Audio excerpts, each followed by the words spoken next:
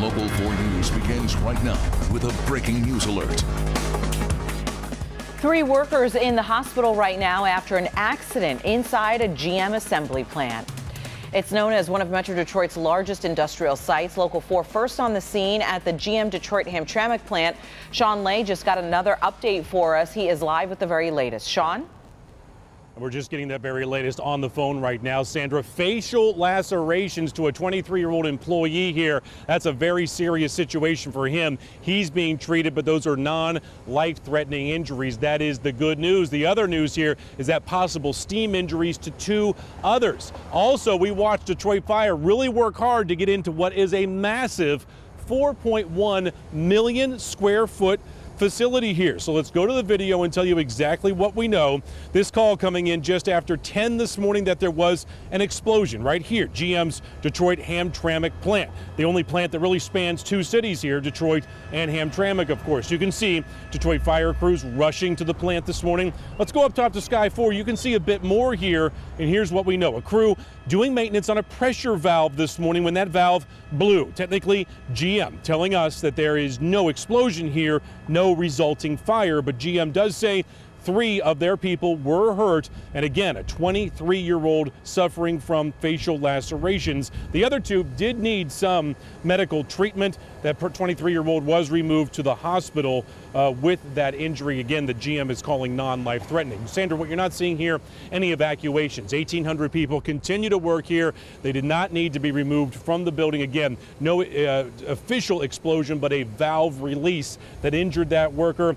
Right here, we know that they make the Cadillac CT6 here at this plant. Of course, the Chevy Volt, the Chevy Impala, and the Buick LaCrosse. And again, that 23-year-old, he's at the hospital right now being treated for those facial cuts. Back to you. All right. Thank you, Sean. Of course, we'll continue to update this story on clickondetroit.com. On to our other big story this morning. Terror suspect Amour Fatouhi due in court. He's accused of stabbing a Flint officer at Flint's airport, and today the 2 may come face to face yet again. Jason Colthorpe live with more on what's happening inside court today. Jason? Sandra, this is a preliminary exam for Amour Fatouhi. It's in federal court today. No cameras allowed, no recording equipment, but as you say, we will be inside following everything that happens. Fatouhi is charged with committing an act of violence in an airport, a charge that carries with it a 20-year sentence. The charges say Fatouhi, who is from Quebec, shouted an Arabic name and also was citing attacks and killings in Syria, Iraq, and Afghanistan. In fact, the victim in this case, Lieutenant Jeff Neville, who was stabbed in the neck, told Local 4's Nick Monticelli when he spoke with him at length yesterday that when this all happened, when it started, what he was hearing from Fatouhi, what he was saying, and the way he was saying it, there was no doubt in his mind that this was a terrorist attack. And again, if you've seen that story, it's great to see Lieutenant Neville doing much better. He's in good spirits and looking forward to getting back to work at Flint Bishop Airport where this attack happened. But again, court 1:30 today for Fatouhi. Will be inside. Have up-to-the-minute updates on clickondetroit.com, and then we'll see you on Local 4 News at 5 and 6 to break it all down for you. Sandra? All right. We'll be looking for those updates. Thank you, Jason. We're following a developing story at this hour out of New York City of an NYPD officer who was shot and killed early this morning. That officer is 48-year-old Miosotis Familia. He was sitting in a marked command vehicle with her partner when she was shot in the head through the car window. The suspect has now been identified. That suspect is 34-year-old Alexander Bonds, who you see right here. When officers got there, when they arrived on the scene, Bonds pulled his gun. The officers fired at him, killing him at the scene. Familia was rushed to a local hospital, sadly, where she later died. Officials are now calling the incident a, quote, unprovoked attack. Everyone is okay after a transformer caught fire on Detroit's east side. That fire started just before 5 this morning. It happened on the 19,000 block of Spencer near Outer Drive in Van Dyke. Approximately 30 people temporarily lost power after the transformer caused multiple garages to catch on fire. Fortunately, though, fire crews responded. They quickly put the fire out, and the good news, no one was hurt. Well, it is back to work for a lot of folks today on this Wednesday, Brandon. So far, it's a beautiful one. And whether the sort of bright spot of the newscast, we're happy to provide that for you. We need some rain, but we'll take it as some are back to work. I think a lot of people may be taking the week off and the kids enjoying this summer weather. 80 officially at Metro Airport in Romulus, 79 Pontiac, 78 Mount Clemens, 81 in Port Huron. So we're all in the neighborhood of about 80 degrees. The winds generally coming out of the east, and that is good. It means humidity levels are down and will stay down for at least one more day today. Tomorrow things change a little bit. 80 degrees now, 83 at 2, 85 your afternoon high. And anybody go to the ball game tonight? Seeing temperatures tailgating in the low 80s, falling into the upper 70s. Hard to beat that. It's going to be a good night for baseball or whatever you have planned outdoors tonight. Coming up, we will track some shower chances. They are increasing. And again, we need the rain, Sandra. We'll track it for you coming up. All right. Thank you, Brandon. Ford Road back open right now in Westland. It was closed in both directions this morning after an accident. Sky 4 was over the crash, which happened just after 4 this morning. Police say a 47-year-old woman from Detroit was driving east along Ford Road when she crossed over into the westbound lanes, drove off the road, hit a tree, and then flipped her car. That woman is listed in critical condition right now. Police say they're investigating if drugs or alcohol were a factor. In Highland Park, a man in his 30s is dead following a shooting at a 4th of July block party. It happened near the intersection of Midland and 3rd, just west of Woodward. Investigators say the gunman approached and shot the victim moments after the fireworks started. The gunman remains on the loose. Right now, police are asking for any witnesses who may have any information or may have seen anything to call them. On Detroit's west side, a man stumbles into the street and is hit and killed by a car. The accident happened on Schaefer, north of Wyoming.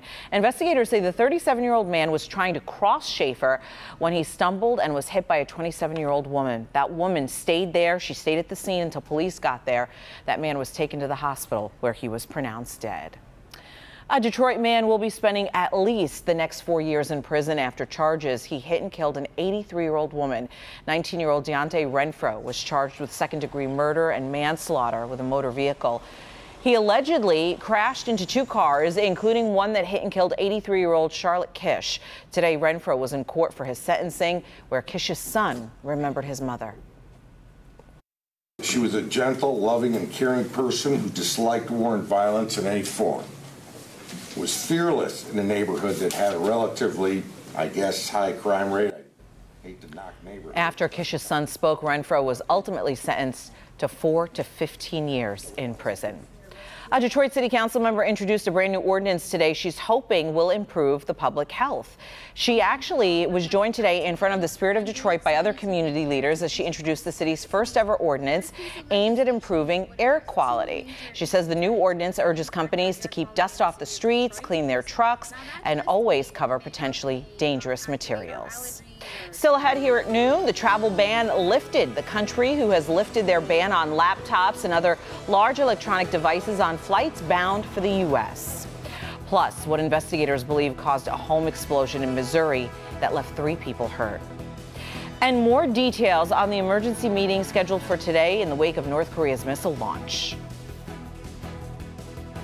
So it looks like just an ordinary can, right? Probably one you just toss away in the trash.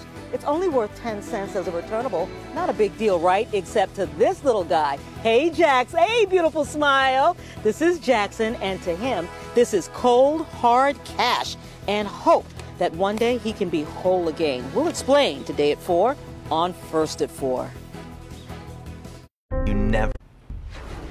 Topping today's headlines, President Trump headed overseas on his second foreign trip as president. His visits come as Trump is facing his biggest foreign policy crisis yet. U.S. officials say North Korea test-fired another missile, marking what the Trump administration is calling a new escalation of the North Korean threat. Now the White House is requesting an emergency UN Security Council meeting and also calling for the global community to take action. An emergency UN Security Council meeting requested it on North Korea is set for today. The U.S., Japan, and South Korea requested the emergency meeting to be held in the open chamber. The UN ambassador, Nikki Haley, and her counterparts from the other two countries want to address North Korea's latest missile launch. Analysts, in fact, say the missile could put all of Alaska in range for the very first time. The man suspected in the case of a missing exchange student is due in federal court today for a bond hearing. 27-year-old Brent Christensen was arrested last Friday. He was arrested in connection with the June 9th disappearance of Yingying Zhang. Federal investigators suspect that Christensen kidnapped the University of Illinois student because she was last seen getting into a car he was driving. Unfortunately, though, authorities don't believe Zhang is still alive. In Missouri, 3 people were hurt when a home exploded on Tuesday. Take a look here. This was the scene in St. Joseph. It happened yesterday morning. This is where a house was completely reduced to just a pile of rubble following that massive explosion. Officials there say 3 people were pulled from the home by neighbors who rushed in and came to the rescue. Police say 2 men and a woman were taken to a local hospital. They had non-life-threatening injuries. The cause of the explosion, though, still under investigation. Turkey's transport minister now says the U.S. has lifted its ban on laptops and other large electronics on flights from Istanbul. Back in March, the U.S. imposed an electronics ban on flights coming from 10 airports in 8 countries, including Turkey. Today, Turkey announced that ban was lifted, and right now it's still unclear if the U.S. plans to lift the ban for the other countries listed. Still ahead here at noon, art at your local Starbucks. Find out what one barista is doing to recreate some of the most iconic paintings. Plus, it's also Wellness Wednesday. Fidget spinners may be driving you crazy, but fidgeting isn't all bad. I'm Dr. Frank McGeorge. Coming up, the hidden benefits of fidgeting for all ages. It's the last full day of really, really nice weather today around Metro Detroit. Tracking a chance for trouble, and we'll do that with you right here next. Painkillers and over-the-counter medications, we take them to feel better. But what happens if your pets get into them? They weren't sure if he'd make it through the night. I always like to say that dogs and cats are not small humans. Important information for you, your family, and your pet. Tonight at 11. We're doing our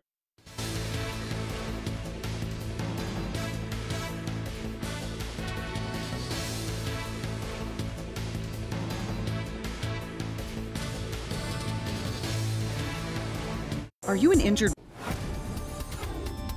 Good Wednesday afternoon, and it's going to be a great one. This is a storm pin picture from Catman Dennis of a contrail. Beautiful shot here. What is a contrail? Well, that's the exhaust that's coming out of airplanes that freezes and becomes a little cloud way up in the upper atmosphere. This is a great shot from Dearborn and Catman Dennis. Thank you. Local 4 Storm Pins, a free app under WDIV, about the only place we've seen any moisture way up in the upper levels of the atmosphere in order to form some of those contrails. Humidity, look at that, 38%. We're bone dry. 80, the temperature now. Calm winds, they'll be coming from the east, 5 to 10, not real strong, so it's good boating weather. It is good for whatever you have going on. Don't forget the sunscreen out there. Apply and reapply. 85 degrees with dry conditions for one more afternoon. Tomorrow things change a little bit. Tonight 65 degrees, the overnight temperature. But if you have plans to head out, this is again the Tigers and Giants going at it at 7:10, and you can apply this to any concerts or anything you have going on. Activity-wise, 83 degrees at 6 p.m.